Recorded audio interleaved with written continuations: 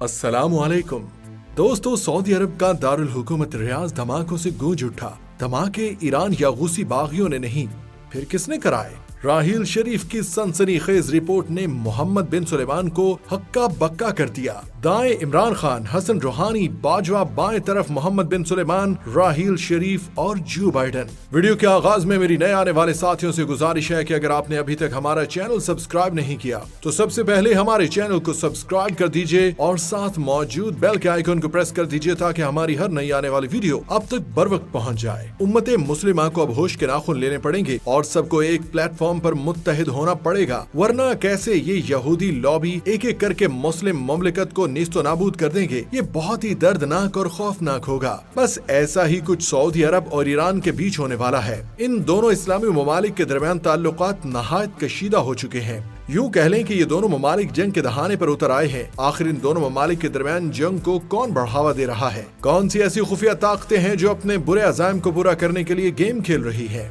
आज मोहम्मद बिन सुलेमान क्यों पाकिस्तान को याद कर रहा है? क्यों अब अरब ममालिक को पाकिस्तान की कमी शिद्दत से महसूस हो रही है? आर्मी चीफ जनरल राहील शरीफ ने रियाज पर होने वाले धमाकों की कौन सी सनसनीखेज रिपोर्ट मोहम्मद बिन सुलेमान को पेश कर दी, जिसने मोहम्मद बिन सुलेमान के पैरों तले से जमीन ही निकाल दी? दोस्तों, सऊदी अरब का दारुल हुकूमत रियाज एक दफा फिर धमाकों से गूंज उठा। सऊदी अरब के शहर रियाज में एक जबरदस्त धमाके की आवाज सुनी गई है। हैरानकुन बात यह है कि ये धमाके शाही महल और एयरपोर्ट के दरमियान में हुए। रिपोर्ट के मुताबिक धमाकों की शिद्दत इतनी ज्यादा थी कि इर्द गिर्द की इमारतों के शीशे टूट गए। इसके अलावा उन धमाकों के साथ रियाज की तरफ एक मिसाइल भी दागा गया, जिसे दिफाई निजाम ने नाकारा बना दिया। सोशल मीडिया पर और खबरों में तबाह कर देने वाले मिसाइल की वीडियोस दिखाई गयी। रियाज के हवाई अड्डे को ताहुक्म सानी बंद कर दिया गया है। दोस्तों, सऊदी अरब के धमाके की खबरें इंतहाई तशवीशनाक है। यहाँ ये बात काबिल जिक्र है कि सऊदी अरब पर हर आन हमलों की तादाद में दिन ब दिन इजाफा होता जा रहा है। अगर मैं यूँ कहूँ कि ट्रम्प के जाते ही और जो बाइडन के हुकूमत में आते ही सऊदी अरब पर हमलों की तादाद में इजाफा हो गया है तो ये गलत ना होगा।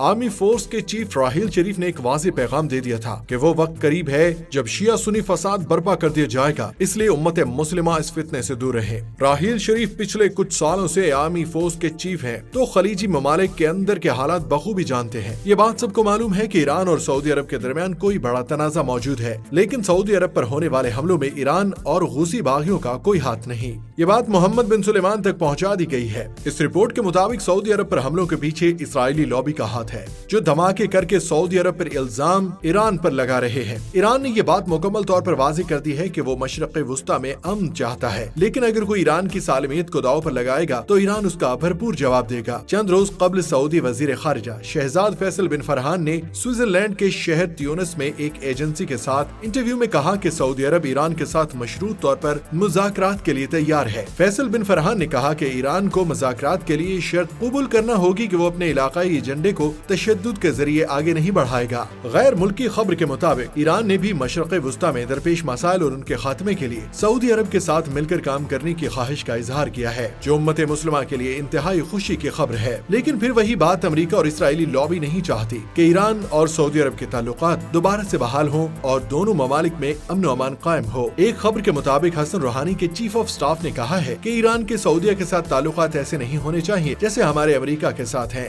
महमूद बाज़ाई ने अमेरिका का नाम लिए बगैर कहा कि ईरान और सऊदी अरब से ज्यादा मशरक़ वुस्ता के हालात को कोई दूसरा मुल्क समझ नहीं सकता, इसलिए मशरक़ वुस्ता को दरपेश मसाइल से निपटने के लिए दोनों ममालिक को मिलकर काम करना चाहिए, जिसके लिए ईरान और सऊदी अरब के ताल्लुकात अच्छे होना बहुत जरूरी है। ईरानी सदर हसन रूहानी के चीफ ऑफ स्टाफ का मजीद कहना था कि ईरान के सऊदी अरब के साथ ताल्लुकात का बेहतर होना खित्ते के अमन के लिए भी बहुत अहम है और दोनों को मशरक़ वुस्ता से अमरीकी असर और रसूख के खात्मे के लिए भी मिलकर काम करना चाहिए। दिफाई मुबस्सिरीन का कहना है कि सऊदी अरब में इन हमलों से इम्कान है कि ये हमले गैर मुल्की ताकतें जानबूझकर फैला रही हैं। दिफाई मुबस्सिरीन का कहना है कि सऊदी अरब में इन हमलों से इम्कान है कि ये हमले गैर मुल्की ताकतें जानबूझकर भी सऊदी अरब में करवा रही है कि इसका सारे का सारा इल्जाम ईरान पर लगाया जा सके और यूँ खित्ते में बदअमनी फैलाने का इल्जाम ईरान पर लगाकर उस पर जंग मुसल्लत कर दी जाए। तो यही यहूदी लॉबी का एजेंडा है जिस पर वो अभी तेजी के साथ अमल पैरा है। इस वक्त सऊदी अरब और मोहम्मद बिन सुलेमान को इंतहाई सब्र और तहम्मुल से काम लेना होगा, क्योंकि एक छोटी सी गलती भी एक बहुत बड़ी तबाही का बायस बन सकती है।